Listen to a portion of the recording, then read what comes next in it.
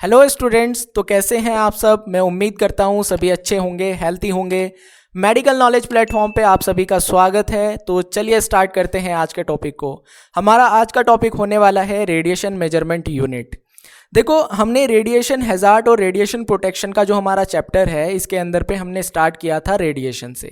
उसमें हमने देखा आयनाइजेशन रेडिएशन क्या होती है, नॉन आयनाइजेशन रेडिएशन क्या होती है। उसके बाद में आयनाइजेशन रेडिएशन से किस तरीके से ह्यूमन बॉडी पे बायोलॉजिकल इफेक्ट्स होते हैं, उसमें हमने स्टोकास्टिक इफेक्ट को देखा, डिटर्मिनिस्टिक इफेक्ट को देखा, सोमैटिक जेनेटिक इफेक्ट्स को हमने देखा।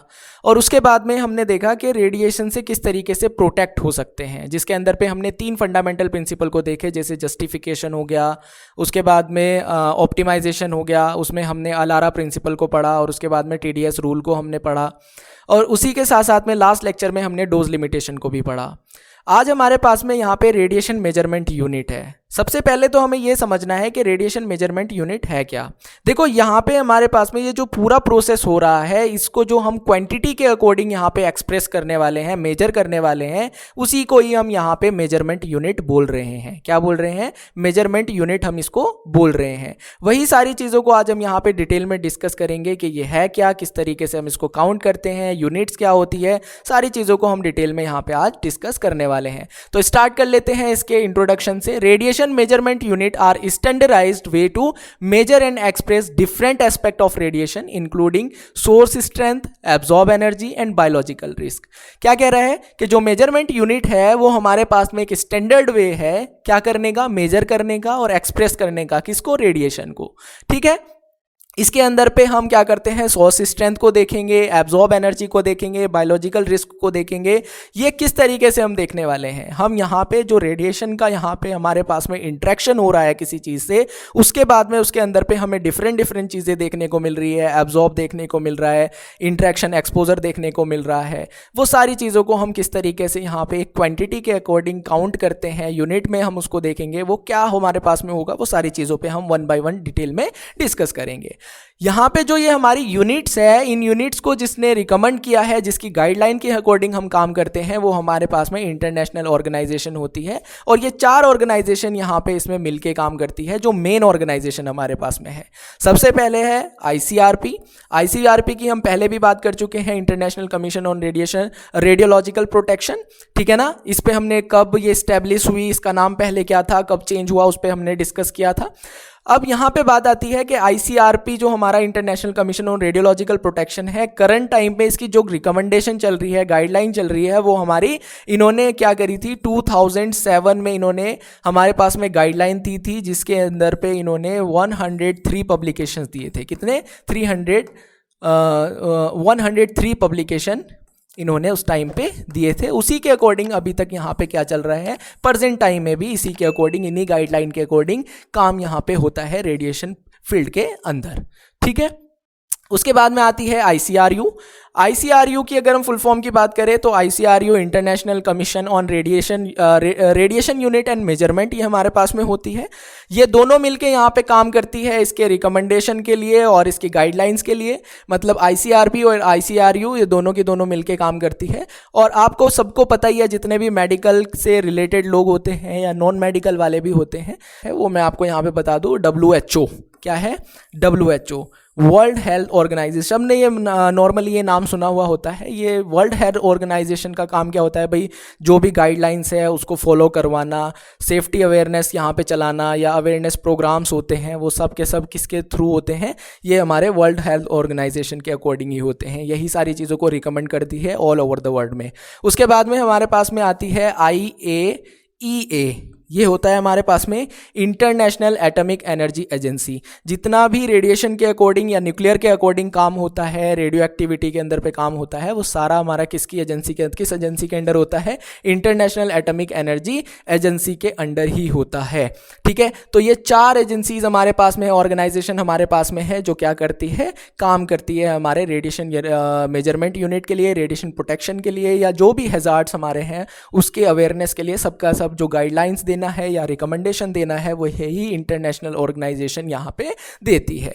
उसके बाद में जो ये ऑर्गेनाइजेशन है, इनके रिकमेंडेड के अकॉर्डिंग हमारे पास में कुछ मेजरमेंट यूनिट्स हैं जिसको हम डिटेल में डिस्कस करने वाले हैं। जैसे हमारे पास में सबसे पहले है एक्टिविटी, एक्टिविटी को हम पढ़ेंगे। उसके बाद में है इसके अंदर पे एक्सपोजर, एक्सपोजर को हम देखेंगे। एब्जॉर्ब डोज हो गई, ठीक है, इक्विवेलेंट डोज हो गई, और उसके बाद में लास्ट वन है इफेक्टिव डोज। ठीक है, ये 5 हमारे पास में मेजरमेंट, मेन मेजरमेंट यूनिट्स होती है जिनको हमें डिटेल में डिस्कस करना है। ये 5 तो हमें पता ही होनी चाहिए, इसके अलावा भी हमारे पास में है, लेकिन ये 5 तो हमारे पास में हमें पता ही होना चाहिए, क्योंकि हमारे पास में इसके अलावा जो है वो यहीं से ही बन रही है। ठीक है ना, तो activity, exposure, absorb dose, equivalent dose, effective dose, ये हमारे पास में हमें एक्चुअल में पता होनी चाहिए, जिससे हम रेडिएशन फील्ड के अंदर पे जब काम कर रहे हैं तो हम इनकी क्वांटिटीज को क्या कर सके, काउंट कर सके। ठीक है, तो सबसे पहले हम स्टार्ट कर लेते हैं एक्टिविटी से। किससे? एक्टिविटी से। ठीक है, आगे पे बात कर लेते हैं एक्टिविटी की। तो एक्टिविटी की अगर बात करें तो इसके अंदर पे हमें क्या पता चलता है, activity represent the disintegration rate of a radio active substance. जो एक्टिविटी होती है ये क्या रिप्रेजेंट करती है, डिसइंटीग्रेशन रेट। क्या? Disintegration rate. पता है आपको डिसइंटीग्रेशन किसको बोलते हैं, और किसका डिसइंटीग्रेशन बताती है? रेडियो एक्टिव सब्सटेंस का। किसका? रेडियो एक्टिव सब्सटेंस का। देखो मैं आपको बताता हूं कि हमारे पास में आपने पढ़ा होगा रेडियो एक्टिविटी, पता है आपको रेडियो एक्टिविटी। उसमें आपने देखा होगा alpha decay, beta decay, gamma decay, ये तो आपने पढ़ा होगा। तो वो जो वहां पे डिसइंटीग्रेशन हो रहा है, डीके हो रहा है, किसी चीज का क्षय हो रहा है, ठीक है ना, मतलब कि किसी एक रेडियो एक्टिव सब्सटेंस का डीके हो रहा है, वो पर सेकंड कितने एटम को अपने से क्या कर रहा है, निकाल रहा है, एमिट कर रहा है, उसी की बात यहाँ पे हो रही है। ठीक है, तो जब वो हमारे पास में यहाँ पे क्या करता है, जब कोई रेडियो एक्टिव सब्सटेंस डीके करता है, डिसइंटीग्रेशन करता है, उसी को ही हम यहाँ एक्टिविटी में काउंट करते हैं। क्या करते हैं? एक्टिविटी में काउंट करते हैं। When a radioactive nuclei break down and emit radiation, जब वो टूटता है तो वहां से रेडिएशन एमिट होती है। This process is called radio active decay, या रेडियो एक्टिविटी भी हम इसको बोलते हैं। Activity indicate how many nuclei decay in per 1 second, decay in 1 second। Activity क्या इंडिकेट करता है कि हमारे पास में 1 सेकंड के अंदर पे कितने न्यूक्लियाई डीके हो रहे हैं। ठीक है, तो ये हमें यहाँ पे एक्टिविटी के अंदर पे ही देखने को मिलता है। अगर हम इसकी यूनिट की बात करें तो इसकी SI यूनिट है एक्टिविटी की बैकरल। क्या है? बैकरल। बैकरल तो आपको पता ही होगा कौन है, जिन्होंने डिस्कवरी की थी रेडियो एक्टिविटी की, वो हमारे कौन थे? Henry Becquerel. कौन थे? Henry Becquerel. हेनरी बैकरल ने रेडियो एक्टिविटी की खोज की थी, डिस्कवरी की थी। और यहाँ पे अगर हम इसकी यूनिट को आगे पे और डिस्कस करें तो 1 becquerel is equal to 1 disintegration per second. मतलब अगर हमारे पास में किसी न्यूक्लियाई की, किसी रेडियो एक्टिव सब्सटेंस की अगर क्वांटिटी हमारे पास में 1 बैकरल आती है, तो इसका मतलब ये है कि 1 डिसइंटीग्रेशन पर सेकंड हो रहा है। मतलब 1 becquerel is equal to 1 second के अंदर पे, क्या 1 सेकंड के अंदर पे 1 एटम हमारा क्या हो रहा है? डिसइंटीग्रेट हो रहा है। ये बात आपको याद रखनी है। क्लियर बात समझ में आई? तो 1 becquerel is equal to 1 disintegration per second. Clear बात समझ में आई? ओके। उसके बाद में हमारे पास में हम इसकी अगर ओल्ड यूनिट की बात करें तो ओल्ड यूनिट हमारे पास में, मतलब पहले जो एक्टिविटी के लिए यूनिट यूज में आती थी वो थी हमारी क्यूरी। क्यूरी क्यों आती है? क्योंकि आपको पता है कि हमारे पास में मैडम क्यूरी की तो पूरी हिस्ट्री आपको पता होगी, ठीक है ना। तो क्यूरी का यहाँ पे पहले क्या करते थे, ओल्ड यूनिट एक्टिविटी की ओल्ड यूनिट के लिए क्यूरी को यहाँ पे काउंट करते थे। तो 1 क्यूरी इज इक्वल टू कितना होता है? 3.7 इंटू 10⁻10 बैकरल, ठीक है ना। तो इतनी हमारे पास में क्यूरी की यूनिट होती है। तो यहाँ पे हम ओल्ड यूनिट की अगर बात करें तो ओल्ड यूनिट एक्टिविटी की हमारी क्यूरी होती है, और इस तरीके से हम इसको क्या कर सकते हैं? काउंट कर सकते हैं। अगर हमें कभी इसकी क्वांटिटी को काउंट करना होगा तो 1 क्यूरी के लिए हमें इतनी यहाँ पे क्वांटिटी को रखना होगा, तब हम क्या कर सकते हैं? इसकी एक्टिविटी की जो मेन क्वांटिटी होगी, जो हमारे पास में पूरे न्यूमेरिकल्स के अंदर पे आएगी, उसको हम यहाँ पे काउंट कर सकते हैं। क्लियर हो गई बात? ओके, आगे की तरफ हम बात कर लेते हैं। आगे पे हम बात कर लेते हैं एक्सपोजर की। एक्सपोजर यूनिट के अंदर पे हमें क्या देखने को मिलता है? Exposure is a measure of the ability of radiation, specifically x ray and gamma ray, to ionize air. मतलब कि जो एक्सपोजर हमारे पास में यूनिट होती है, इसके अंदर पे हम मेजर करते हैं एबिलिटी ऑफ रेडिएशन को, और स्पेसिफिकली कौन सी रेडिएशन, एक्सरे और गामा रे। मतलब एक्सरेज और गामा रे, इसका मतलब क्या है कि जो हमारे पास में आयनाइजेशन रेडिएशन है, कौन है, आयनाइजेशन रेडिएशन है, ठीक है ना। एक्सरेज और गामा रेज जो हमारे पास में है आयनाइजेशन रेडिएशन, जब वो एयर से जा रही है, कहने का मतलब ये है कि एक्सरे और गामा रे एयर में ट्रैवल कर रही है, तो जब वो वहां से जाएगी तो उस एयर के अंदर पे वो कितना हमारे पास में इलेक्ट्रिक चार्ज को प्रोड्यूस करेगी, मतलब कि आयनाइजेशन करेगी, उसी को ही काउंट करने को एक्सपोजर बोला जाता है। क्या बोला जाता है, जब हमारे पास में रेडिएशन, कौन सी radiation, x rays and gamma rays, जब वो एयर से पास करती है, एयर में ट्रैवल करती है, तो वहां पे वो कितना आयनाइजेशन करेगी, क्या करेगी, कितना आयनाइजेशन करेगी, उस क्वांटिटी को ही काउंट करने को, मेजर करने को एक्सपोजर बोला जाता है। क्लियर बात समझ में आई? ओके, एक बार और यहां पे समझो कि ये हमारे पास में, जैसे मान लीजिए, it indicate the amount of electric charge produce in unit mass of air by ionization radiation. अब मैं आपको बताऊं, मान लीजिए कि हमारे पास में यहां पे हमने एक क्या ले लिया, 1 kg एयर ले ली। क्या ले लिया, 1 kg एयर हमारे पास में यहां पे है, ठीक है, और यहां से हमारे पास में हमारी या तो एक्सरेज है, ठीक है, या फिर गामा रेडिएशन है, या गामा रेज है। ये जब यहां से ट्रैवल करेगी तो यहां पे जो ये एयर है, ये यहां पे एयर के साथ में इंटरेक्ट करेगी, तो जब ये इसके साथ में इंटरेक्ट करेगी तो यहां पे कितने इलेक्ट्रिकल चार्ज हमारे, मतलब कितना पॉजिटिव, कितना नेगेटिव, कितने हमारे पास में टोटल नंबर ऑफ चार्ज यहां पे कितने प्रोड्यूस होंगे, ठीक है ना। वही सारी चीजों पे हमारे पास में ये कितना चार्ज यहां पे प्रोड्यूस करेगी, उसी को ही काउंट करने को एक्सपोजर बोला जाता है। क्या बोला जाता है, एक्सपोजर बोला जाता है। एक बात और यहां पे समझने वाली है कि एक्सपोजर को सिर्फ हम एयर के अंदर ही काउंट करते हैं। किसके अंदर काउंट करते हैं, एयर के अंदर पे। एक्सपोजर जो यूनिट होती है, इसको ह्यूमन के अंदर पे काउंट नहीं किया जाता। याद रखना है इस बात को, ये ह्यूमन पे काउंट नहीं होगा, ये सिर्फ एयर के अंदर पे, कि 1 kg ऑफ एयर के अंदर पे जब हमारी एक्सरेज क्या करेगी, ट्रैवल कर, ये 1 kg मैंने क्वांटिटी इसलिए ले ली क्योंकि हम यहाँ पे इसकी यूनिट के अंदर पे भी इसको देख लेंगे, ठीक है ना। तो जब हमारे पास में एयर से एक्सरे या गामा रेडिएशन, जो आयनाइजेशन रेडिएशन है, जब वो वहां से पास करती है, एयर से पास करेगी, तो वहां पे जब वो उसके मॉलिक्यूल्स के साथ में इंटरेक्ट करेगी, कितने वहां पे इलेक्ट्रिक चार्ज को प्रोड्यूस करेगी, मतलब कितना आयनाइजेशन करेगी, उसी को ही एक्सपोजर बोला जाता है। क्लियर बात समझ में आ गई? ओके, तो इसकी अगर एसआई यूनिट की बात करें तो इसकी एसआई यूनिट होती है कूलॉम पर केजी। क्या होती है, कूलॉम पर केजी, ठीक है, इस तरीके से हम उसको लिख सकते हैं, कूलॉम पर केजी, ठीक है। और 1 कूलॉम पर केजी का क्या मतलब होता है कि 1 Coulomb of charge produce in 1 KG. क्या कहने का मतलब है कि 1 Coulomb of charge produce in 1 KG. अब 1 कूलॉम हमारे पास में कितना होता है, तो 1 coulomb is equal to 6.242 into 10⁻18। ये हमारे पास में क्वांटिटी होती है 1 कूलॉम की, मतलब कि 1 kg ऑफ एयर के अंदर पे 6.242 इंटू 10⁻18 जो चार्ज होंगे हमारे वहां पे क्या होंगे, प्रोड्यूस हो जाएंगे। क्या हो जाएंगे, वो वहां पे इतने चार्ज हमारा प्रोड्यूस कर देगा। इसकी अगर ओल्ड यूनिट की अगर हम बात करें तो ओल्ड यूनिट इसकी रोंजन होती थी, जिसको हम क्या करते थे, आर से डिनोट करते हैं। क्या करते हैं, आर से डिनोट करते हैं। तो 1 R is equal to 2.58 into 10⁻⁻4 coulomb per KG होता है। कितना होता है, 2.58 इंटू 10⁻⁻8 कूलॉम पर केजी होता है, ठीक है। तो ये इसकी क्या हो गई, ओल्ड यूनिट हो गई। क्या हो गई, ओल्ड यूनिट हो गई। तो इस तरीके से हम अपने एक्सपोजर को क्या कर सकते हैं, काउंट कर सकते हैं। और एक्सपोजर कहां पे काउंट होती है, कैसे काउंट होती है, होता क्या है, वो मैंने आपको यहां पे एक्सप्लेन कर दिया है, ठीक है। उसके बाद में आगे पे हम देख लेते हैं, आगे पे हम बात कर लेते हैं एब्जॉर्ब डोज की। एब्जॉर्ब डोज के अंदर पे हमें क्या देखने को मिलेगा, absorb dose is the amount of energy deposit by ionization radiation in a unit mass of any material such as human tissue.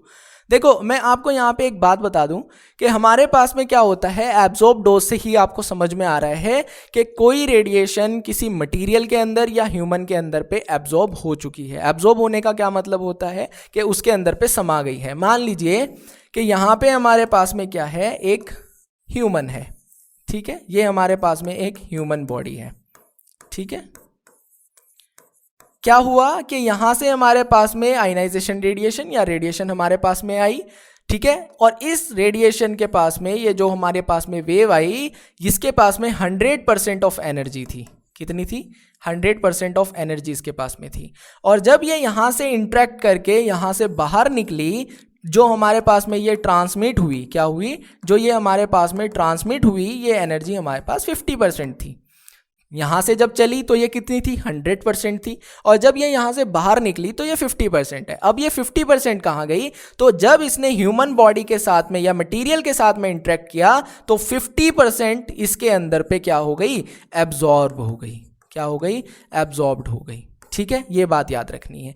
और ये जो एब्जॉर्ब हुई है उसी को ही यहां पे एब्जॉर्ब डोज बोला जा रहा है। Absorb dose is the amount of energy deposited by ionization radiation in a unit mass of any material. Unit mass मतलब ये भी हमारे पास में केजी में ही काउंट होता है, तो इसके लिए भी हम यहाँ पे 1 kg ले लेते हैं, ठीक है ना। तो ये हमारे पास में 1 kg में कितनी एनर्जी हमारे पास में क्या हो रही है? डिपॉजिट हो रही है, मतलब एब्जॉर्ब हो रही है। उसी को ही काउंट करते हैं हम एब्जॉर्ब डोज से। किससे? एब्जॉर्ब डोज से। अब अगर हम एब्जॉर्ब डोज की एसआई यूनिट की बात करें तो इसकी कितनी यूनिट होती है? इसकी होती है ग्रे। कितनी होती है? ग्रे। और 1 gray is equal to 1 joule energy absorb per KG mass. मतलब कि एक जो ग्रे हमारे पास में होगा, 1 gray is equal to 1 joule energy absorb per KG. मतलब 1 जूल हमारे पास में 1 केजी के मास के अंदर पे क्या हो रहा है? एब्जॉर्ब हो रहा है, अगर 1 ग्रे हमारे पास में यहां पे है। ठीक है, बात समझ में आई? एब्जॉर्ब डोज क्या होती है? इसकी जो ओल्ड यूनिट होती है वो होती है रेड। क्या होती है? रेड। ओल्ड यूनिट क्या है? रेड। रेड की फुल फॉर्म है रेडिएशन एब्जॉर्प्शन डोज, ठीक है, या हम यहां पे क्या बोल सकते हैं? Absorb dose. ठीक है, एब्जॉर्प्शन भी लिख सकते हैं, एब्जॉर्ब डोज भी लिख सकते हैं। और 1 gray is equal to 100 rad होता है। कितना होता है? 1 gray is equal to 100 rad होता है। अच्छा, इस ग्रे को आप याद रखना। क्या करना? ग्रे को याद रखना। एब्जॉर्ब डोज हमारी किस क्वांटिटी में आती है? ग्रे में आती है, क्योंकि आगे पे जो हमारे पास में हमारी इक्विवेलेंट डोज होती है वो हमारी एब्जॉर्ब डोज से ही काउंट की जाती है। मतलब इसकी जो यूनिट होती है, इसकी यूनिट से ही आगे पे हम इक्विवेलेंट डोज को क्या कर सकते हैं? काउंट कर सकते हैं। और वो कैसे काउंट होगी उसको भी हम आगे की तरफ देख लेते हैं। आगे पे हम बात कर लेते हैं इक्विवेलेंट डोज पे कि इक्विवेलेंट डोज क्या होती है। Equivalent dose is a measure that take into account not only the absorb dose but also the type of radiation involve. Different type of radiation like X-ray, alpha particles, neutrons have different biological effects even if the absorbed dose is the same. देखो यहां पे हमें क्या समझने को मिल रहा है कि इक्विवेलेंट डोज हमारे पास में वो मेजर करती है एब्जॉर्ब डोज और उसके साथ में टाइप ऑफ रेडिएशन हमारे पास में कैसी है। क्योंकि हमारे पास जो डिफरेंट टाइप ऑफ रेडिएशन होगी उसके अलग अलग different type of biological effects होंगे। क्या होंगे? बायोलॉजिकल इफेक्ट्स भी अलग अलग होंगे। कहने का मतलब क्या है? देखो, अगर किसी को एब्जॉर्ब डोज सेम लगी है, एब्जॉर्ब डोज सेम लगी है, देखो यहां पे इसको समझो। मान लीजिए किसी को 1 ग्रे डोज लगी है, एब्जॉर्ब डोज आपको पता है, हमने ग्रे अभी पढ़ा। 1 ग्रे डोज अगर किसी को लगी है, लेकिन ये 1 ग्रे डोज किसी को एक्सरे की लगी है, ठीक है, किसी को अल्फा पार्टिकल्स की लगी है, ठीक है, और किसी को न्यूट्रॉन की लगी है, ठीक है। ये अलग अलग, ये है सारे हमारे पास में आयनाइजेशन रेडिएशन, लेकिन ये अलग अलग है हमारे पास में। अलग different different type of radiation हमारे पास में है।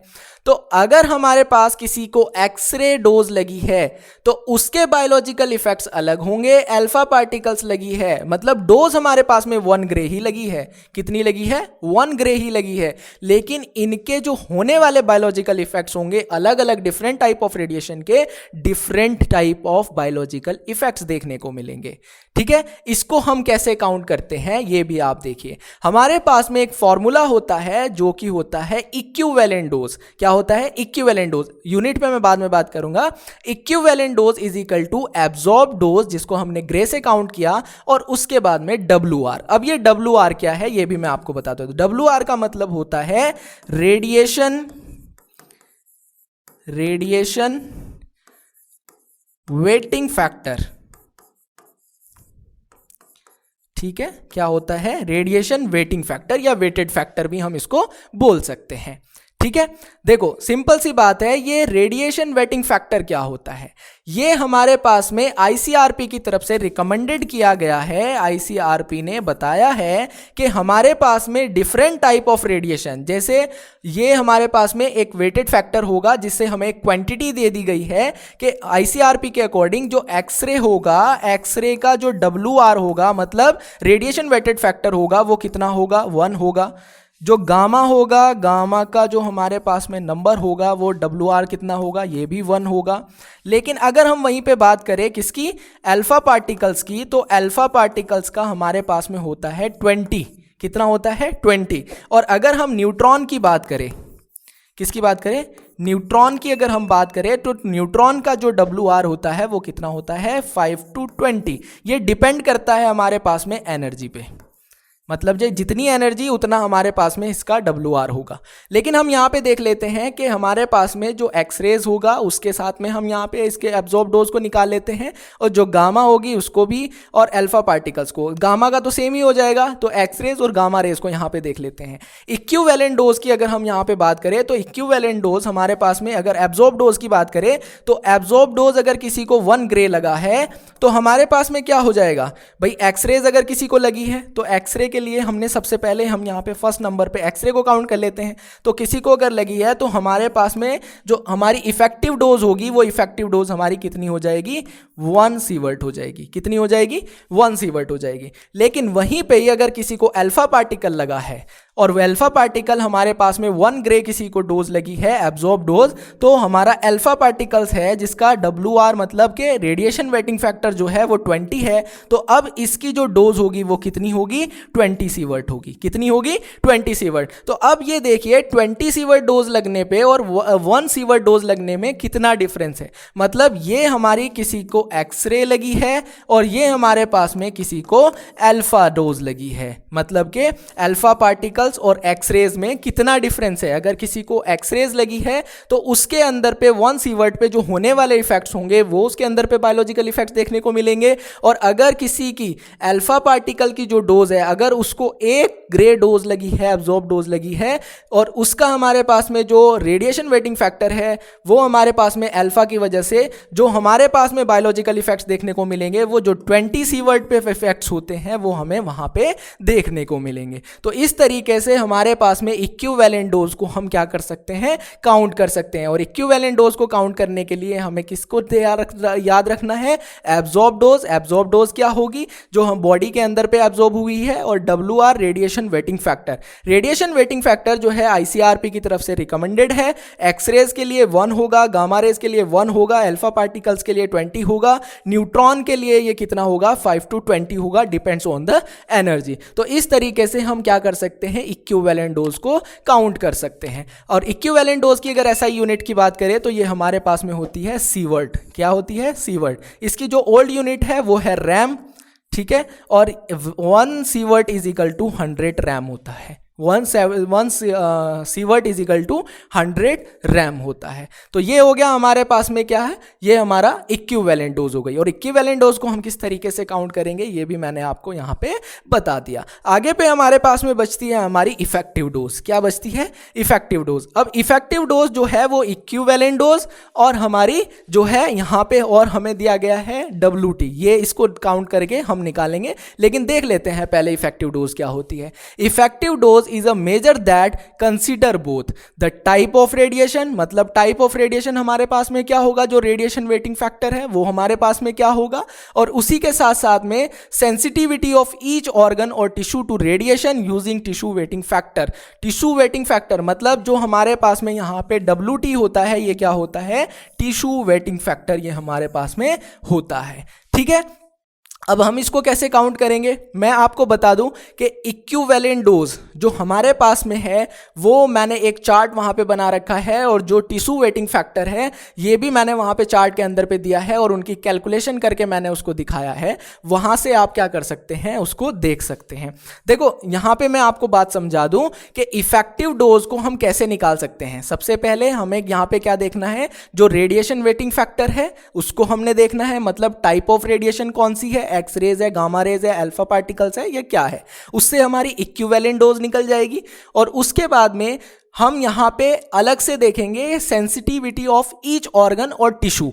कहने का मतलब ये है कि हमारे बॉडी के अंदर पे यहां पे क्या है कि डिफरेंट टाइप ऑफ ऑर्गन्स है, जैसे हमारे पास में क्या हो गया, लंग हो गया, ठीक है, लीवर हो गया, ठीक है, आईज हो गई, ठीक है, उसके बाद में हमारे पास में यहाँ पे और भी है, जैसे बोन मैरो हो गया, ठीक है ना, बोन मैरो हो गया, तो ये हमारे पास में अलग अलग है। अब ये सारे अलग अलग सेंसिटिव है, क्या है, अलग अलग सेंसिटिव, इसकी सेंसिटिविटी अलग है, इसकी अलग है, इसकी अलग है, इसकी अलग है।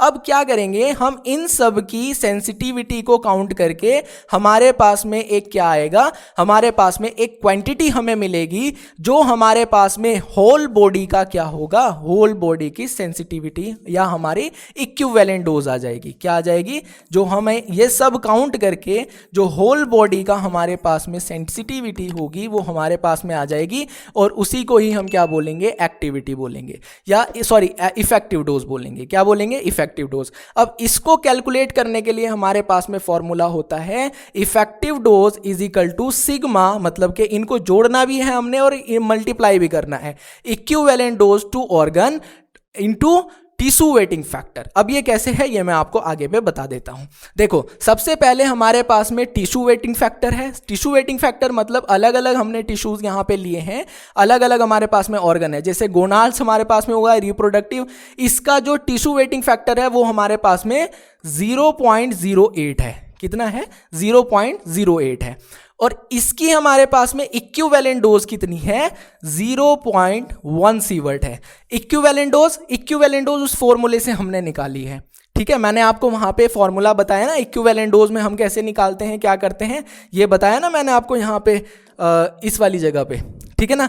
इसके अकॉर्डिंग हमने एक क्वांटिटी के अकॉर्डिंग उसको निकाल के वहां पे रखा हुआ है, ठीक है। तो वहां पे हमारे पास में मतलब यहाँ पे तो फॉर एग्जांपल मैंने आपको ये चीजें समझाई थी, लेकिन हमने यहाँ पे तो 1 ग्रे ले लिया था, वहां पे हमने डोज को कम लिया है, समझाने के लिए ये डोज आपको दी गई है, ठीक है। ऐसा नहीं है कि ये एक्चुअल डोज है, ठीक है, यहां पे ये एक्चुअल डोज आपको नहीं दिखाई जा रही है, ये वाली जो डोज हम बता रहे हैं ना, ये वाली हमारे पास में एक्चुअल नहीं है, लेकिन जो WTC हमारे पास में है, जो टिश्यू वेटिंग फैक्टर है, ये हमारा एक्चुअल है। ये हमने ऐसी तरीके से ले लिया है जिससे हमारी कैलकुलेशन यहाँ पे बन सके, इफेक्टिव डोज को हम एब्जॉर्ब डोज को यहाँ पे जो है दिखा सके, इक्विवेलेंट डोज को। पहले एब्जॉर्ब डोज हमने निकाली, एब्जॉर्ब डोज से इक्विवेलेंट डोज को निकाला, और अब इक्विवेलेंट डोज से हम इफेक्टिव डोज को यहाँ पे निकाल रहे हैं। तो गोनाल रिप्रोडक्टिव ऑर्गन का जो हमारे पास में टिश्यू वेटिंग फैक्टर होता है वो इतना है, उसकी इक्विवेलेंट डोज जो हमने निकाली वो इतनी है, और इन दोनों को काउंट करके इक्विवेलेंट डोज मतलब इक्विवेलेंट डोज जो ऑर्गन की है और टिश्यू, इनको हमने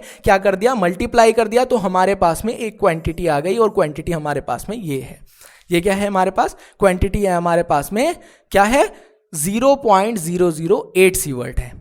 क्लियर बात समझ में आई। इसी तरीके से हमारे पास में बोन मैरो का हमने टिश्यू वेटिंग फैक्टर निकाला, इक्विवेलेंट डोज निकाली, हमारे पास में इनकी कंप्लीट डोज जो इफेक्टिव डोज है वो आ गई, ठीक है। और अब सबका जब निकालने के बाद में हमारे पास में यहाँ पे क्या हुआ, इन सबको हमने क्या कर दिया, प्लस कर दिया। क्या कर दिया, प्लस कर दिया। मतलब ये हमारे पास में यहाँ पे आके हमने इनका एक ग्रैंड टोटल, मतलब यहाँ से यहाँ तक हमने इसको ऐड कर दिया, प्लस कर दिया, इसको इसमें इसके एक साथ हमने इसको क्या कर दिया, जोड़ दिया। और जो ये हमारे पास में टोटल आया, ये हमारे पास में जो टोटल आया वो है हमारे पास में, तो ये आया हमारे पास में 0.2159 सीवर्ट। कितना आया, 0.2159 सीवर्ट। ये मैंने टोटल कर दिया यहाँ पे। तो ये हमारे पास में हमारी होल बॉडी का इफेक्टिव डोज आ गई। ये क्या हो गई हमारे पास में, हमारी होल बॉडी की जो इफेक्टिव डोज है वो हमारे पास में आ गई। ठीक है, ये आपको याद रखना है। ठीक है, मतलब हमने सबसे पहले क्या किया, टिश्यू वेटिंग फैक्टर हमने निकाला।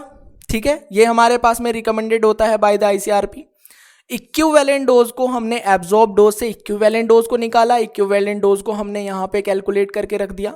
ठीक है, उसका निकालने का क्या तरीका होता है वो आपको वहां पे पता है। ये आप एक्चुअल में ना समझे कि इतनी हमारे पास में रेडिएशन होती है, ये एक गिविंग रेडिएशन है कि इतना है, फॉर एग्जांपल यहाँ पे आप समझो, जो आप कैलकुलेट कर सको। उसके बाद में जो वेटिंग फैक्टर है आपका टिश्यू वेटिंग फैक्टर है, उसको और इक्विवेलेंट डोज को आपने मल्टीप्लाई कर दिया। और जब आपने इसको मल्टीप्लाई कर दिया तो उसके बाद में, क्योंकि आपको फॉर्मूला के अंदर पे क्या बोला था कि आपको सिग्मा, मतलब इसको जोड़, पहले आपने इसको मल्टीप्लाई कर देना है, फिर उसको जो आएगा आपकी क्वांटिटी उसको सबको जोड़ देना है। ठीक है ना, तो आपने क्या किया, इनकी सबकी जो क्वांटिटी आपके पास में आई वो सारी क्वांटिटी को आपने जोड़ दिया, और जोड़ने के बाद में जो आपके पास में ग्रैंड टोटल आया वो आपका 0.2159 सीवर्ट आया, जो कि आपकी होल बॉडी की इफेक्टिव डोज है। या आप इसको ऐसा भी लिख सकते हो, ये आपके पास में 21 मिली सीवर्ट हो जाएगा। क्या हो जाएगा, 21 मिली सीवर्ट हो जाएगा। या अगर सीवर्ट लिखना चाहते हो तो इस तरीके से आप इसको लिख सकते हो। तो हमारे पास में जो इफेक्टिव डोज होती है, इफेक्टिव डोज को हम कुछ इस तरीके से क्या कर सकते हैं, काउंट कर सकते हैं। सबसे पहले हमारे पास में टाइप ऑफ रेडिएशन के अकॉर्डिंग हमारे पास में इफेक्टिव इक्विवेलेंट डोज निकल जाएगी, क्योंकि हमने यहाँ पे हर एक को अलग अलग काउंट करके, मतलब एक्सरे की हमारे पास में रेडिएशन वेटिंग फैक्टर क्या होता है, उससे इक्विवेलेंट डोज आ गई थी। ठीक है, इक्विवेलेंट डोज हमारे पास में वहां पे आ गई। तो अब हमें यहां पे सिर्फ देखना है कि सेंसिटिविटी ऑफ ईच ऑर्गन और टिश्यू, मतलब कि हर एक जो हमारे पास में ऑर्गन है या टिश्यू है उसकी अलग अलग सेंसिटिविटी क्या है। तो अलग अलग सेंसिटिविटी को काउंट करने के लिए हमें क्या निकालना था, यहां पे निकालना था हमें टिश्यू वेटिंग फैक्टर निकालना था। क्या निकालना था, टिश्यू वेटिंग फैक्टर। और टिश्यू वेटिंग फैक्टर आपको यहां पे मिल गया, इक्विवेलेंट डोज आपको यहां पे मिल गई। आपने इन दोनों को मल्टीप्लाई कर दिया। मल्टीप्लाई करने के बाद में जो क्वांटिटी आपके पास में आई, क्योंकि ये भी बॉडी के अंदर, ये भी बॉडी के अंदर, सबके सब हमारे पास में बॉडी के अंदर है, तो इनको सबको हमने क्या कर देना है, ऐड कर देना है, जिससे हमारे पास में होल बॉडी का क्या आ जाएगा, एक क्वांटिटी हमें मिल जाएगी कि ये अब हमारे पास में एक इफेक्टिव डोज है। क्या है, इफेक्टिव डोज है। तो इफेक्टिव डोज को आप कुछ इस तरीके से क्या कर सकते हो, काउंट कर सकते हो। इसकी जो एसआई यूनिट होती है वो क्या होती है, सीवर्ट होती है। क्या होती है, सीवर्ट, क्योंकि इसके अंदर पे हमारे पास में इक्विवेलेंट डोज आ रही है, एब्जॉर्ब डोज आ रही है, और साथ साथ में हमारे पास में इफेक्टिव डोज आ रही है। तो इसकी जो एसआई यूनिट होती है वो होती है सीवर्ट। तो हम इफेक्टिव डोज को कुछ इस तरीके से क्या करते हैं, काउंट करते हैं। तो आपको यहाँ पे ये सारी चीज़ों को समझ में आ गया होगा, लेकिन आपको ये बात हमेशा याद रखनी है कि ये जो क्वांटिटी, ये वाली quantity is given by the ICRP, लेकिन ये वाली जो क्वांटिटी है ये हमने अपनी तरफ से यहाँ पे रख के इसको एक इक्वेशन बना के आपको ये सारी चीज़ें यहाँ पे समझाई है। तो ये हमारे पास में हमारी एक इफेक्टिव डोज हो गई। और इस तरीके से हम क्या कर सकते हैं, जो हमारे पास में हमारी मेजरमेंट यूनिट है, 5 measurement unit, important 5 measurement unit, activity, exposure, absorb dose, equivalent dose, effective dose, ये हमारे पास में किस तरीके से मेजर की जाती है, क्या इनकी क्वांटिटी होती है और किस तरीके से इनकी एसआई यूनिट होती है, वो सारी चीज़ों को मैंने आपको यहाँ पे डिटेल में बता दिया है। तो हमारी आज की वीडियो के अंदर पे इतना ही। Thank you very much. Please subscribe my channel.